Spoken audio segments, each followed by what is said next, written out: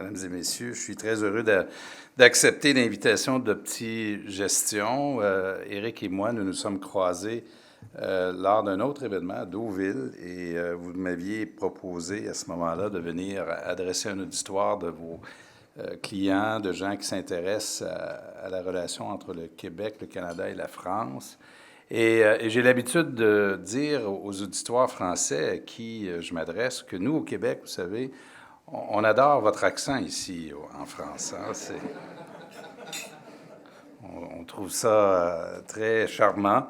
Et vous n'êtes pas sans savoir qu'il y a entre nous, entre le Canada et la France, le Québec et la France, une relation d'affection et une relation historique aussi, mais une relation que les Canadiens considèrent comme étant une des plus importantes. Et d'ailleurs, dans la perspective québécoise, la France a été pour nous porteur de plusieurs de nos rêves, de nos ambitions.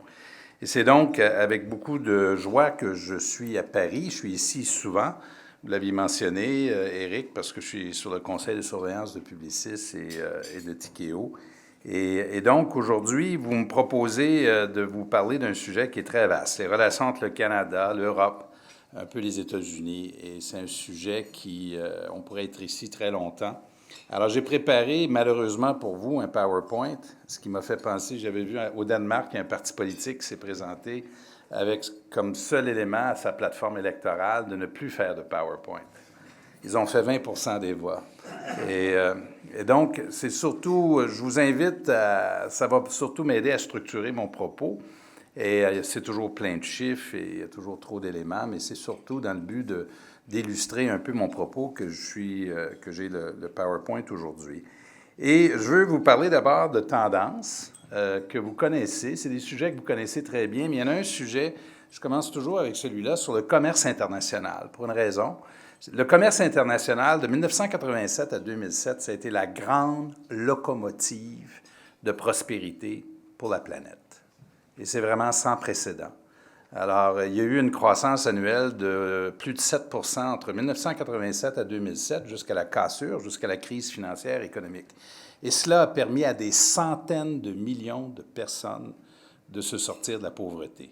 En Asie en particulier, en Chine en particulier, mais pas uniquement en Chine, également l'Afrique, également l'Inde, l'Asie du Sud-Est.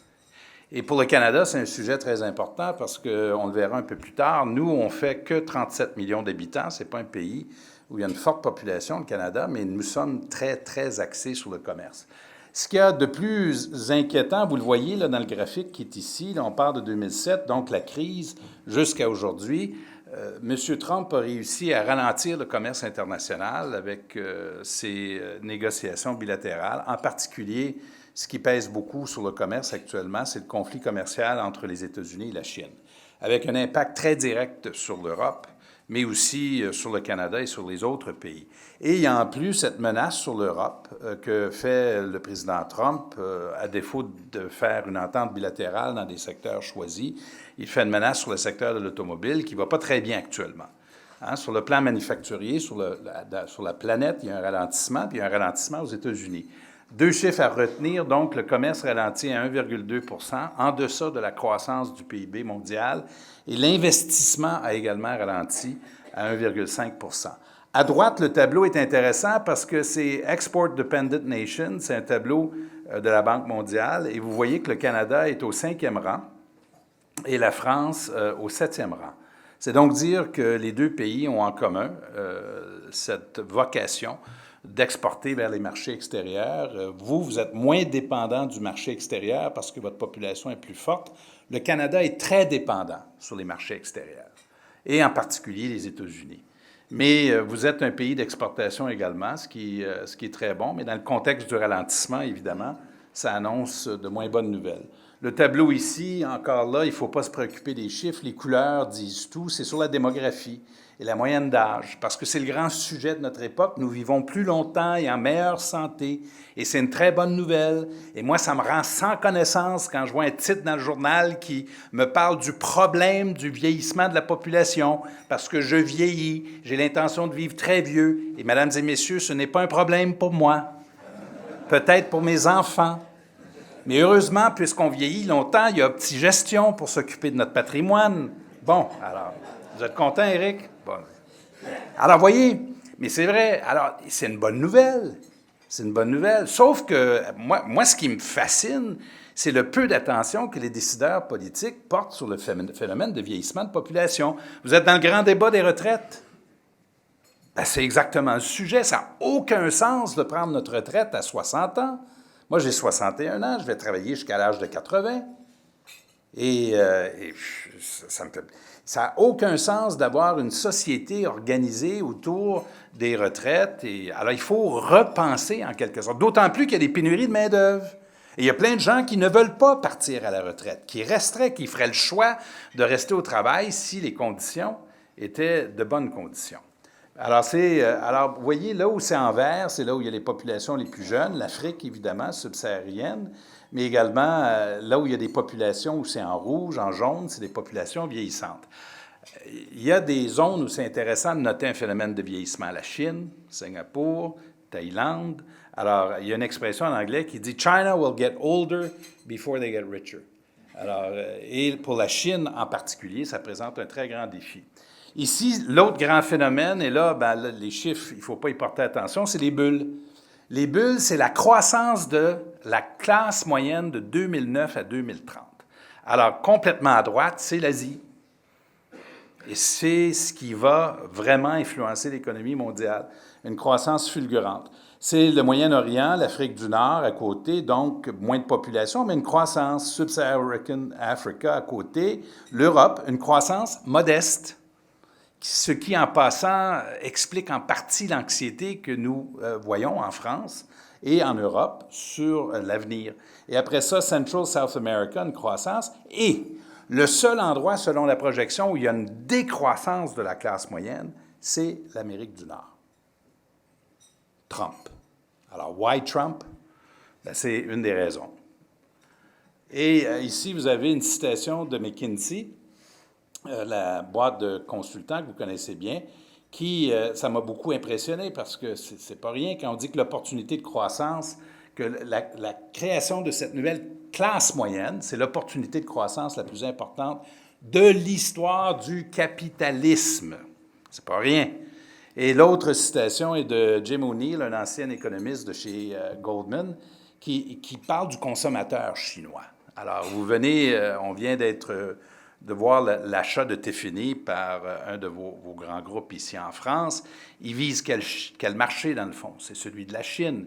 Mais le jour où les Chinois auront des marques chinoises, des marques qui seront faites en Chine, vous saurez que nous avons atteint une nouvelle étape. Pour l'instant, ils achètent Dior, ils achètent les voitures Mercedes. Mais il ne faut pas se tromper, leur politique interne est telle qu'ils ont l'ambition de développer leur propre marque. Dans les grandes tendances, la montée du nationalisme, c'est un phénomène extrêmement inquiétant. Nous, on a vécu avec ça au Québec. On a eu 2 référendums au Québec sur l'avenir du Canada, où les sécessionnistes voulaient sortir le Québec du Canada. Il y a donc une flambée de nationalisme et c'est un phénomène qui est très difficile à maîtriser, vous savez. Hein? Une fois qu'on a monté l'arbre, il faut redescendre. Et si vous encouragez un phénomène ou un sentiment de nationalisme, vous n'allez pas contrôler tout ce qui se passe après. Mais c'est un phénomène qui est maintenant mondialisé. La Chine, l'Inde, le Japon, la Russie, évidemment, mais aussi Trump aux États-Unis, qui a voulu redonner au mot « nationalism » ses lettres de créance. Mais c'est un phénomène nouveau, relativement nouveau, avec lequel il faudra vivre. L'autre phénomène, c'est celui du populisme. Alors, le nationalisme et le populisme vont ensemble maintenant. Qu'est-ce qui motive? Qu'est-ce qui crée? Bien, il y a le phénomène d'immigration qui est très différent ici en Europe par rapport à l'Amérique du Nord. Nous, on n'a pas les mêmes pressions que vous. Au Canada, on est assez privilégié. On est entouré de 3 océans. Alors, pour nous, l'immigration, on en reparlera, c'est extrêmement important pour le Canada. Et on le fait assez bien, mais ce n'est pas les mêmes pressions que l'Europe. Et c'est un grand sujet d'inquiétude dans les populations. Alors, ce phénomène de migration. Vous vous rappellerez peut-être, dans le cas du Brexit, ça a été une des principales motivations de ceux qui ont voté pour le Leave. Le déclin économique, alors cette espèce d'anxiété économique, l'augmentation des inégalités sociales, surtout aux États-Unis et en Grande-Bretagne, moins au Canada et encore moins au Québec. Au Québec, après 9 ans de gouvernement, les inégalités se sont plutôt rétrécies chez nous, grâce à moi, personnellement. Quoique c'est des ingrats au Québec, ils ne le reconnaissent pas, mais... Et il y a la question des minorités. C'est surtout aux États-Unis où les gens, on voit ça, les gens ont le sentiment que tout ce qui est acquis comme droit par des groupes est fait à leurs dépens. Alors que c'est faux. Et à droite, on a voulu identifier les caractéristiques de ce qui fait fonctionner ce sentiment de nationalisme, cette intimité entre l'élu et la communauté, de cultiver le ressentiment, ça fait partie du modus operandi, la peur, encourager, cultiver la peur de l'autre aussi. Alors vous avez ici, en France comme ailleurs, ce phénomène de populisme. Et finalement, les dépenses militaires, si vous ajoutez tout ça, le tableau actuel, c'est pour l'année 2018, il y a des augmentations et des baisses, mais dans l'ensemble, sur la période des 10 dernières années, il y a eu une forte augmentation des dépenses sur le plan militaire. C'est vrai surtout pour les États-Unis et la Chine. Alors, vous combinez nationalisme, populisme, dépenses militaires, vous avez là une recette qui se prête très bien des conflits. Comme vous le savez, les conflits, ça n'arrive jamais par never by design. Hein? C'est par overreach, miscommunication. Et donc, c'est 3 tendances dont il faut s'inquiéter. Le Canada, c'est 37 millions d'habitants seulement, dont 80 de la population canadienne est concentrée sur la frontière américaine. Alors, c'est un vaste, vaste territoire, mais on est surtout concentré sur la frontière américaine. Et le Canada, c'est un des pays les plus urbanisés de la planète, contrairement à ce qu'on pense. Beaucoup plus que les États-Unis. D'ailleurs, les États-Unis, c'est une société qui est beaucoup plus rurale, ce qui explique en partie la culture politique aussi des Américains. Alors, le Canada, c'est 37 millions d'habitants. C'est une fédération qui est très, très décentralisée. C'est les provinces qui font fonctionner le pays. Système de santé, d'éducation, les routes, etc. Très grande différence par rapport à la France ou la Grande-Bretagne. D'ailleurs, les provinces chez nous ont des pouvoirs équivalents des pays souverains. Le seul autre pays que je connais qui est plus décentralisé que le Canada, c'est la Belgique, et personne ne sait comment fonctionne la Belgique. Alors donc, c'est un pays, et l'autre aspect, le Canada, c'est un knowledge-based economy. Contrairement à ce que les gens croient de l'extérieur, on a toujours l'impression que c'est un pays de ressources naturelles, ce qui est vrai. Nous sommes bénis, nous. On a de l'énergie, on a du pétrole, gaz, de l'hydroélectricité. Le Canada est le 3e plus important producteur d'hydroélectricité au monde, de l'énergie propre. Donc, c'est la forêt, l'agriculture, etc., les mines. Mais ça représente seulement 15 à 16 % de notre économie. Cependant, cela représente au moins le quart de nos exportations. Alors, cette impression d'une économie de ressources naturelles n'est pas tout à fait vraie. C'est plutôt une économie fondée sur l'aéronautique, les technologies de l'information, l'intelligence artificielle, les biotechnologies. Et c'est une population qui, soit dit en passant, est très bien formée. Une des mieux formées sur la planète. Beaucoup mieux que les États-Unis. Si on se compare aux Américains, eux, les Américains, ont un sérieux problème dans leur système d'éducation. Pas le système privé, mais le système public, alors que chez nous, au Canada, le système d'éducation est de qualité. C'est un pays de diversité, fondé par les Premières Nations, les Français, les Anglais. Alors cela nous donne une autre perspective de la planète. Les Canadiens n'ont jamais le sentiment que le monde est fait à leur image. Nous savons, nous, qu'il y a beaucoup de diversité. Il y a comme chez nous, dans l'ADN, cette compréhension de diversité sur la planète. Et c'est un avantage pour nous. On est un membre du G7, un pays de commerce. 60 % de notre économie au total dépend de ce que nous faisons comme commerce, avec surtout 75 % de nos exportations vont vers les États-Unis. Ce qui est bien. Quand l'économie américaine va bien, c'est parfait. Quand sur le plan politique, avec les Américains, ça va bien, c'est parfait. Mais si ça va moins bien, bien là, on est en difficulté. D'où notre volonté à nous de diversifier, en particulier vers l'Europe, avec le CETA, parce que vous êtes ici, vous, en Europe, le marché de consommation le plus riche et le plus important de la planète. D'où l'importance de là où nous sommes, nous, que l'Europe se présente au monde entier comme étant européen. À 500 millions de consommateurs, c'est intéressant. Si vous êtes divisés, partagés entre vous, c'est intéressant aussi, mais moins intéressant. Alors donc, pour le Canada, la question du commerce est extrêmement, extrêmement importante. Nous sommes un pays d'immigration. Alors, de tous les pays de l'OCDE, le Canada, c'est le pays qui reçoit, par rapport à sa population, le plus d'immigrants. C'est 1 % de notre population par année, 250 000 personnes. Sauf que c'est une immigration choisie.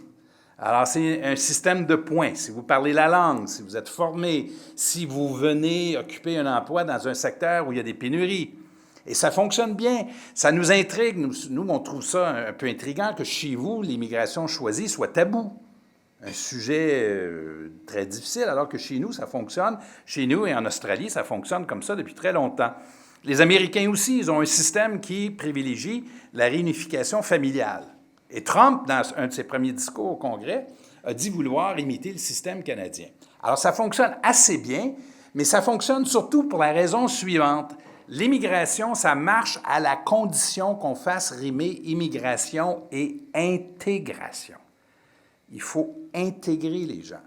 Et là où, dans les pays où ça fonctionne le mieux, il y a une volonté forte de celui ou celle qui vient au pays de s'intégrer, mais il y a également une volonté forte du pays qui les reçoit de les intégrer. Il faut que les deux ingrédients y soient pour que ça fonctionne.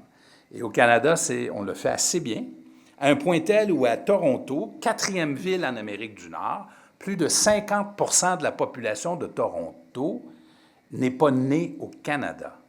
Alors moi, je suis une minorité visible à Toronto. Et ça fonctionne bien. Ça fonctionne très bien. Alors pour nous, c'est un sujet important. Et finalement, on est un pays de diversité culturelle, donc un pays qui fonctionne assez bien. Ici, la France et le Canada, quelques chiffres, parce que je voyais chez vous, ce que vous réussissez assez bien, c'est la redistribution de la richesse, à la condition d'avoir de la richesse, bien sûr. Mais ce tableau, le tableau ici, c'est un tableau de l'OCDE, vous met au 2e rang pour ce qui est du pourcentage du revenu medium income. Et le Canada, vous voyez, est à peu près au 6e rang. Alors, c'est pas mal. Les deux pays font assez bien. Le Québec fait encore mieux. Et d'ailleurs, le tableau de droite l'illustre. Le Québec est, grâce à des politiques en soutien aux familles, en particulier, c'est un des endroits au Canada, c'est l'endroit au Canada où on a pu réduire davantage la pauvreté. Ce que nous avons fait, c'est des politiques familiales où il y a des services de garde universels à un coût très, très, très bas. C'est 8 $ canadiens par jour, donc à peu près 6 € par jour. Et des allocations familiales qui sont non imposables, mais qui sont beaucoup plus généreux pour les familles à faible revenu, et un système de congé parental qui est flexible, disponible à la fois aux femmes, mais également aux hommes. Et en ajoutant ces politiques, nous avons réussi à réduire la pauvreté, augmenter le taux de fertilité, ce qui est pas rien, ce qui m'a fait dire à l'Assemblée nationale un jour que j'étais le père de la nation. Et mon épouse m'a demandé de ne plus jamais répéter ça, mais c'est dire que chez nous, il y a un truc chez nous qui fonctionne bien, c'est la mobilité. Le Québec, c'est un endroit où il y a encore beaucoup de mobilité sociale.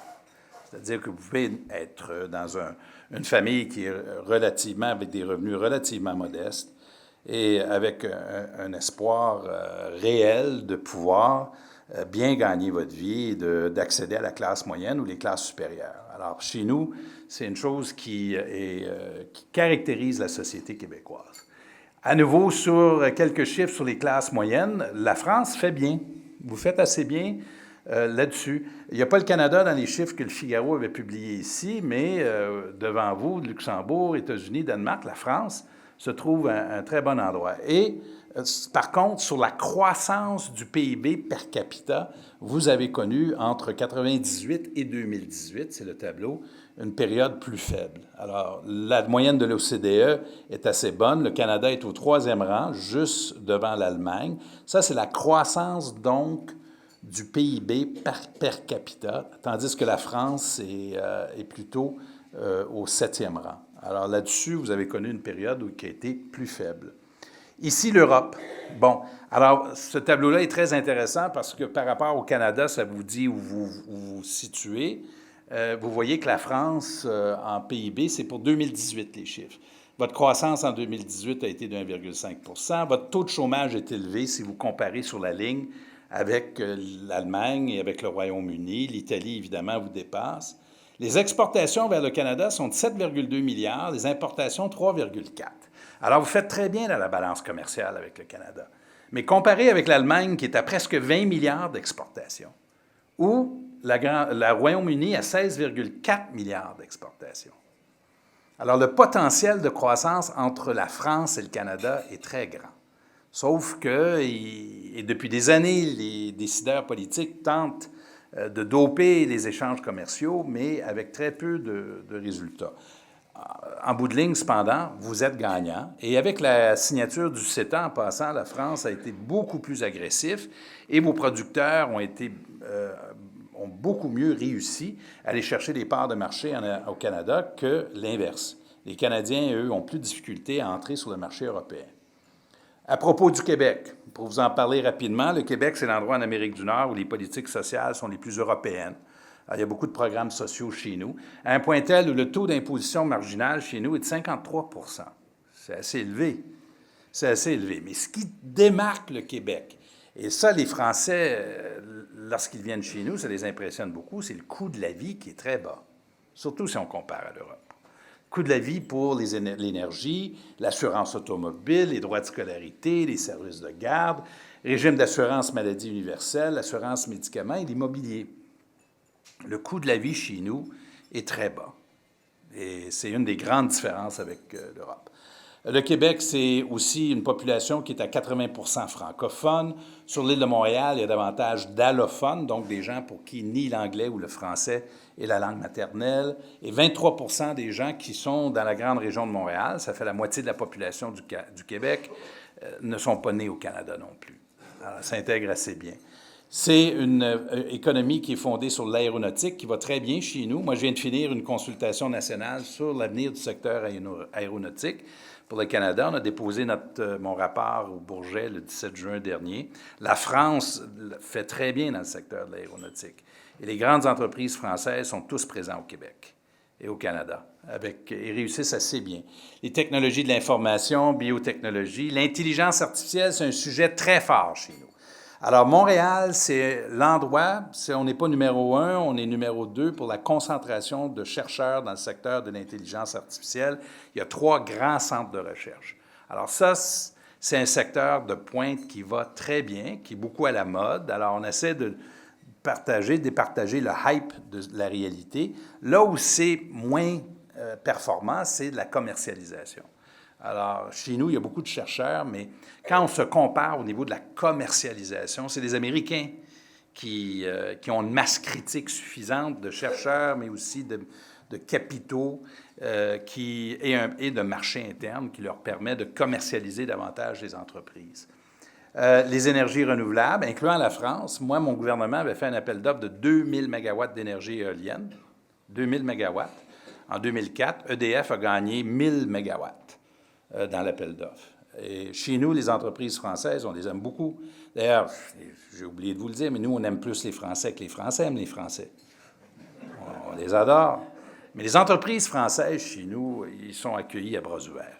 Ils réussissent très bien, il n'y a pas de discrimination, c'est même le contraire. Nous sommes toujours très heureux de vous accueillir.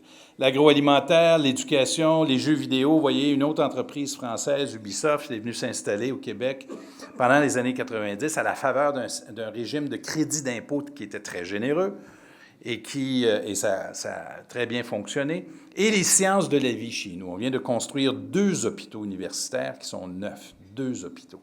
Ils ont coûté 8 milliards de Canadiens. Et il y a dans le domaine des sciences de la vie des choses qui sont très importantes chez nous au Québec.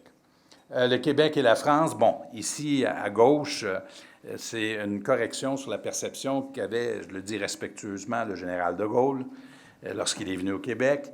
Les Québécois ne sont pas des Français qui vivent en Amérique du Nord. Pour pour ceux qui le croyaient, les Québécois, ce sont des Nord-Américains qui parlent français.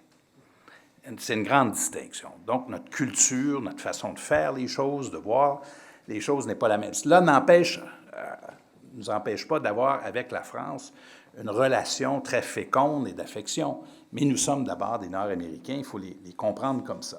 Donc, la culture d'affaires, la culture juridique, même si le droit civil chez nous est inspiré du Code Napoléon, la culture d'affaires, c'est le common law, et les autres domaines du droit, à l'extérieur du droit civil, c'est la common law également. C'est donc dire que sur le plan des affaires, il y a davantage d'atomes crochus avec les Américains et la Grande-Bretagne. Et chez vous, c'est différent. Notre société, elle est beaucoup moins hiérarchisée que la société française. Alors, chez nous, c'est beaucoup plus égalitaire. Par exemple, un étudiant français qui vient chez nous est toujours très étonné lorsqu'il est dans un cours d'apprendre qu'il y a beaucoup d'échanges entre les étudiants et le professeur et que les étudiants challengent le professeur. Dans les milieux d'affaires, un Français, il faut toujours une période d'adaptation parce que lorsqu'il y a des rencontres avec le patron, dès que le patron ouvre la bouche et dit quelque chose, bien là, pour un Français, c'est réglé.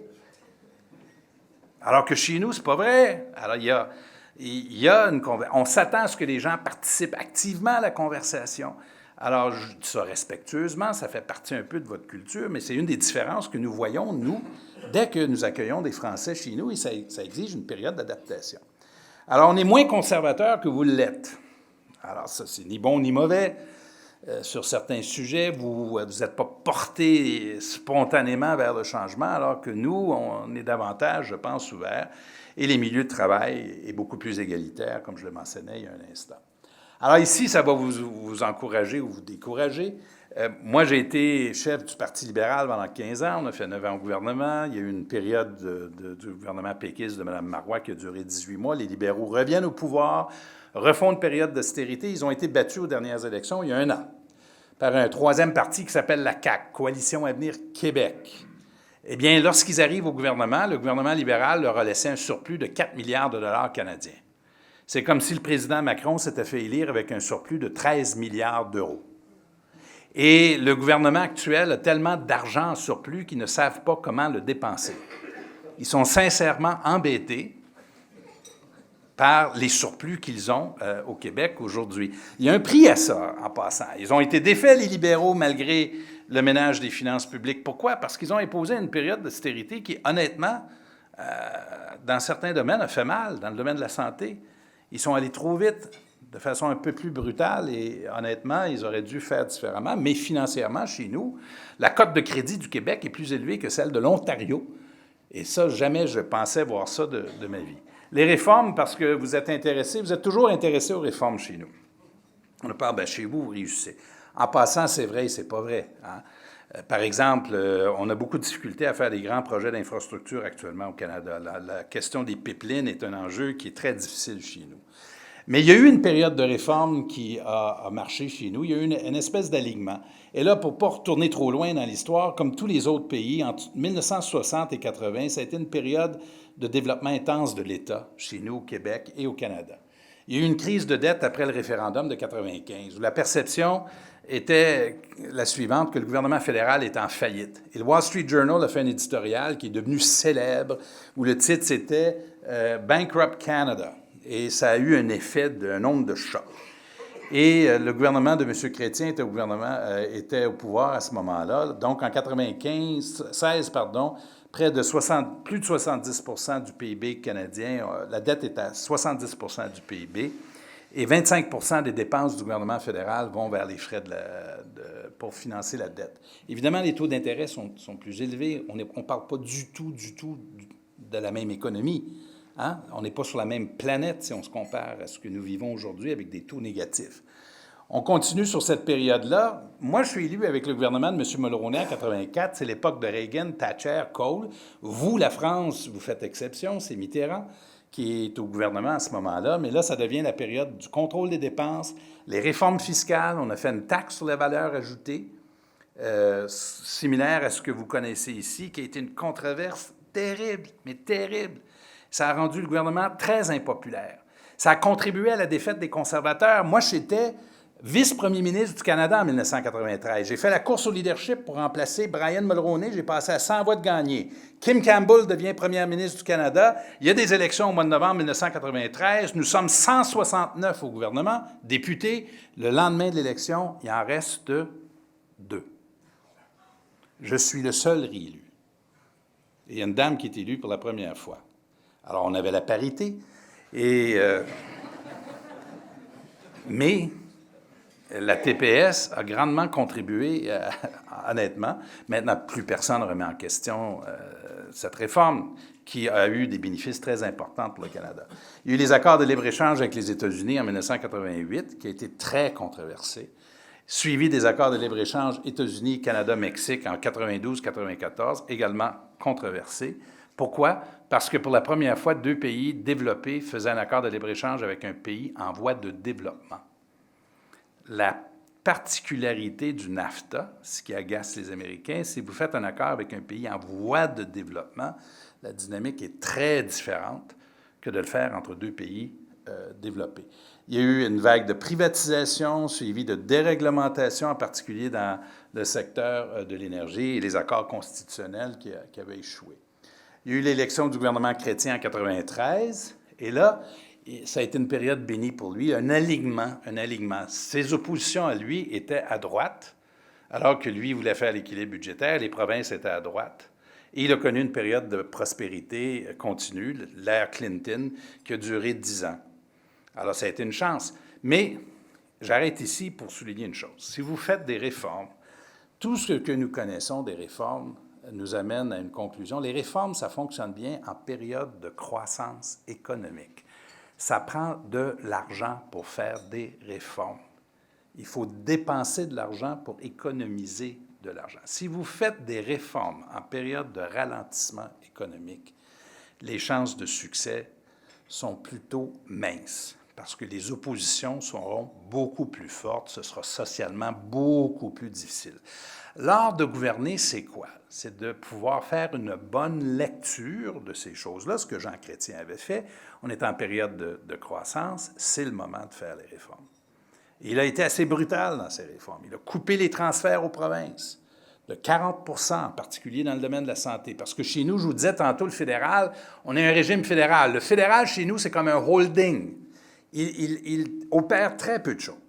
Il transfère de l'argent aux provinces pour la santé, ce qu'on appelle péréquation, les pensions de vieillesse. Mais le gouvernement fédéral, à ce moment-là, avait fait des coupures importantes. Mais ce qui a changé dans la culture canadienne, c'est un cercle vertueux et un changement des mentalités. Les Canadiens sont des small C conservatives, que ce soit au Québec, au Manitoba, en Alberta, Colombie-Britannique.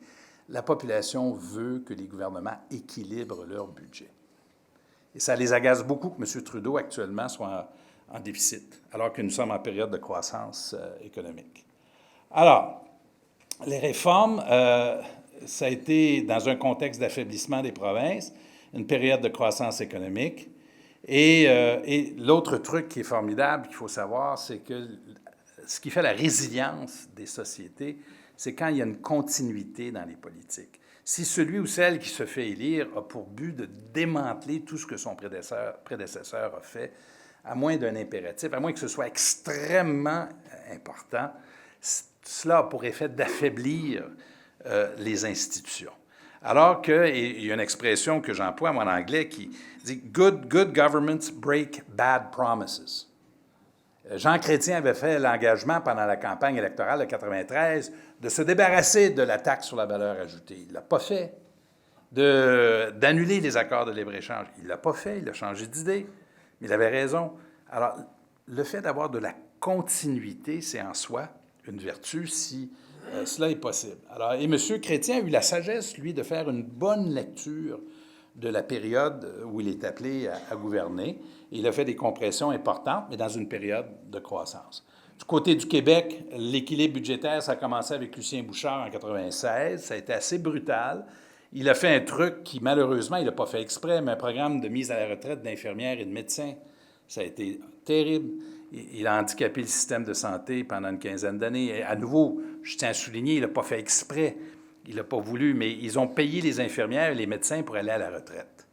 à un moment où il y a un vieillissement de la population, où on a besoin de gens. Alors nous, mon gouvernement a suivi, il a fallu changer et rectifier le tir, sauf que l'objectif, c'était l'équilibre budgétaire, puis s'est installé chez nous une culture assez forte de contrôle des dépenses, et il y a eu 6 budgets de surplus jusqu'en 2008, sur la période 98-2008, et finalement, la crise financière et économique qui a été, chez nous, au Québec, est presque passée inaperçue. Au Canada, la crise n'a pas eu du tout le même impact. Nous étions très étonnés que les banques européennes aient prêté de l'argent pour le subprime. Il n'y a pas de subprime au Canada. Nous, on connaît bien les Américains, ils sont à côté de chez nous, là. On est méfiants, assez méfiants de leur système de santé. Le revers de la médaille, cependant, c'est que les Canadiens sont plus risk-averse que les Américains. Les Américains sont plus cowboys, nous, on est plus... Mais nous étions très méfiants. Notre fiscalité ne ressemble pas à celle des Américains, en particulier dans l'immobilier. Dans l'immobilier au Canada, vous ne pouvez pas déduire les taux d'intérêt sur votre revenu, alors qu'aux États-Unis, c'est permis. Sauf que lorsque vous vendez votre maison au Canada, je pense que c'est comme ça ici, il n'y a pas de gain en capital. Et d'ailleurs, c'est le même pourcentage de propriété au Canada qu'aux États-Unis. La France, vue du Québec, alors pour vous parler de votre pays, vous m'aviez demandé de partager un peu avec vous les perceptions. Le président Macron est perçu, je dirais, positivement, très positivement, chez nous au Canada. Et si on observe un peu ce qui se passe en Europe, on se dit, bon, alors il est celui qui semble assumer un leadership sur la volonté d'affirmation de l'Europe. D'ailleurs, son dernier G7 a été très bien réussi.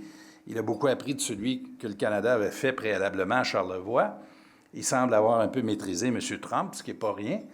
Et vous avez chez vous une force d'attraction de culture qu'il ne faut pas négliger. C'est pas la culture française, la langue, que vous soyez Canadien. Je suis souvent en Asie, ma fille aînée habite à Hong Kong. Les Asiatiques adorent la France, sont fascinés. Les Américains aussi, par ailleurs. Hein? C'est un love-hate, mais... Alors, vous avez chez vous, en France, une culture et une langue qui est merveilleuse. Vous avez un niveau de productivité qui est plus élevé que chez nous au Canada. Alors que souvent, les gens tombent dans les perceptions que vous avez de longues vacances, que c'est le contraire. Mais pourquoi vous avez un niveau de productivité plus élevé? Mais c'est parce que vous êtes dans des secteurs et dans des thèmes sur le plan économique où il y a une forte valeur ajoutée. Les produits de luxe, le foie gras. Nous, on fait des 2x4. Des 2x4 là, pour la construction, c'est bien, mais la valeur ajoutée sur un morceau de bois, c'est pas la même chose qu'un foie gras, ou le vin, ou les produits de luxe. Alors, ce n'est pas uniquement les ressources naturelles chez nous, mais retenez que votre niveau de productivité est plus élevé. Vous êtes aussi... France, c'est synonyme avec qualité. Les produits français sont perçus d'emblée comme étant des produits de qualité. Vous êtes un pays d'artisans et j'ai obligé d'ajouter d'ingénieurs. Ingénieurs, ça ne vous sert pas toujours très bien. Mais artisans, oui, un pays d'artisans. Et sur le plan des affaires, les Français sont perçus ailleurs dans le monde comme étant très compétents. Très compétents. Même serrés un peu. Vous êtes, sur le plan de la gestion, vous avez la réputation d'être plus serré que les Américains. Les Américains sont plus dépensiers. Au plan corporate, par exemple, vous avez dû remarquer les compensations du côté américain sur le plan corporate. Sky's the limit. Ici, en France, ben, vous avez la loi Sapin, puis vous avez il faut dire que votre relation avec l'argent est très différente de celle qu'ont les Américains. Hein? Trump, c'est quand même un phénomène. Il se promène, il est grossier... C'est là, je suis riche. Jamais ici, mais d'ailleurs au Canada, ça ne passe pas. Chez nous, on est très réservé. Vous savez comment repérer un touriste canadien à Paris? Hein? C'est la personne qui remercie la machine bancaire quand elle lui remet l'argent. Les Canadiens sont très réservés, on voit Trump arriver. Alors donc, vous êtes la 6e économie mondiale, une puissance nucléaire aussi. Vous êtes membre du G7, mais vous êtes une puissance nucléaire, ce qui est très significatif, très important. Mais sur les enjeux, ce qu'on voit chez vous, c'est un fonds conservateur, au sens plus négatif, c'est-à-dire vous avez ce que nous percevons, plus de difficulté à vous engager dans des changements, moins de capacité d'accueillir, d'intégrer les nouveaux arrivants. Ça, honnêtement, on sent que chez vous, ça, c'est un sujet. Et une perception d'un pays qui n'est pas toujours business-friendly. Cela me rappelle, j'étais au gouvernement au moment où M. Hollande se fait élire, puis il fait son truc du 75 %. Et je recevais à dîner votre consul à Québec qui m'explique en détail, ben non, c'est X nombre de personnes, c'est très... Et j'ai dit, écoutez, je comprends parfaitement ce que vous me dites, mais réalisez-vous que la perception vue de l'extérieur, c'est que tout le monde est taxé à 75 % en France. Vous avez beau me l'expliquer en détail, vous avez le temps de le faire ce soir. Mais ailleurs sur la planète, l'impression laissée, c'est que un peu la même chose pour les Gilets jaunes, soit dit en passant, parce que malheureusement, la réalité est telle que nous, on ouvre notre télé à Montréal, puis on a l'impression que c'est la guerre civile sur les Champs-Élysées. La même chose vaut pour nous en passant. Hein? S'il y a des conflits, des manifs chez vous, vous ouvrez la télé, vous avez le sentiment que... Alors ces perceptions-là, il faut en être conscient, puis il faut être sensible à ça. D'ailleurs, l'ironie, c'est que vous allez avoir une journée de grève le 5 décembre. La société française, elle est beaucoup moins syndiquée que la société québécoise. 50 % des travailleurs au Québec sont syndiqués. Quand vous combinez public-privé, ici, vous êtes à 13, 14, 15 %. Mais vous avez le don de faire la grève, une grève de temps en temps, qui attire l'attention. United States, je vais finir là-dessus, c'est quoi? Il se passe quoi aux États-Unis? Nous avons beaucoup sous-estimé à quel point les Américains ont beaucoup souffert de la crise financière et économique de 2008. Alors, il y a beaucoup de gens qui ont perdu leur maison, ils ont perdu leur emploi, mais, il y a un intangible, ils ont perdu leur dignité. Et en particulier chez les cols blancs, les cols bleus, américains. Et ça, on l'avait sous-estimé. Moi, je n'ai jamais pensé que Trump serait élu. Si vous m'aviez demandé le soir même d'élection, je vous aurais dit Mme Clinton se fait élire. Même chose en passant pour le Brexit. Moi, j'ai fait une entrevue à Radio-Canada français sur le Brexit la veille. Ils m'ont demandé une prédiction. J'ai dit Remain va gagner 55-45. Je n'ai pas été réinvité le lendemain pour commenter le résultat. Alors, méfiez-vous de ce que je vous raconte. Mais ici, les deux lignes qui sont pleines, c'est l'augmentation du PIB du pays, et les lignes qui sont brisées, c'est l'augmentation du PIB des individus. Il y a une cassure dans l'économie, ça c'est la Grande-Bretagne et les États-Unis, une cassure entre la croissance économique et les gains faits par les individus. Et aujourd'hui encore, aux États-Unis, il y a une décroissance du chômage. C'est le plein emploi, même chose en Grande-Bretagne, sauf que les revenus n'augmentent pas. Et c'est un des grands paradoxes de la période que nous vivons actuellement. À droite, ici, c'est un tableau qui est fascinant. Ça vient d'un article du New York Times, mais malheureusement, j'ai oublié de mettre la source exacte. Mais c'est un tableau sur The Widening Generation Gap. Et ce que ça raconte, c'est qu'un homme qui avait 25 ans au moment où il entre dans le marché du travail, en 1967 aux États-Unis, a gagné 250 000 $ de plus qu'un autre homme de 25 ans qui entre dans le marché du travail 15 ans plus tard. Et sauf pour ceux qui sont dans le premier first decile. Donc, il y a eu une baisse de revenus aux États-Unis. Et cela explique l'anxiété américaine. Widening Social Inequalities, Europe, Asia, North America. Ici, en Europe, ce qui a été relevé dernièrement, c'est le fait que chez les plus jeunes, il y a un phénomène de pauvreté et d'écart de revenus qui s'agrandit, chez les 16-34 en particulier. Et l'Asie, ben, c'est une autre histoire. Et en Amérique du Nord, ben là, il y a une perte de confiance dans les institutions, une révolution technologique qui a un impact très important sur le marché du travail, mais également un écart de richesse. Mais chez vous, en Europe, c'est chez les jeunes que l'écart semble vouloir s'agrandir. Trump, pour vous parler de qui est Trump.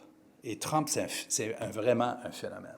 Et quand vous y pensez, lors de la campagne électorale, il a battu non seulement le Parti républicain, dont il était le chef, et la famille Bush, il a battu les démocrates puis les Clinton, mais il a également battu les Hollywood, qui étaient contre lui, Wall Street, qui était contre lui, et les médias, qui étaient contre lui.